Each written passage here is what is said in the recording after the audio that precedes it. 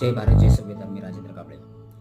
अकोल्यातील सर्व जनतेला माझं जाहीर आव्हान आहे की वंचित बहुजन आघाडीचे राष्ट्रीय अध्यक्ष श्रद्धेय बाळासाहेब आंबेडकर तुमच्या विभागातून निवडणुकीच्या रिंगणात उतरलेले आहेत.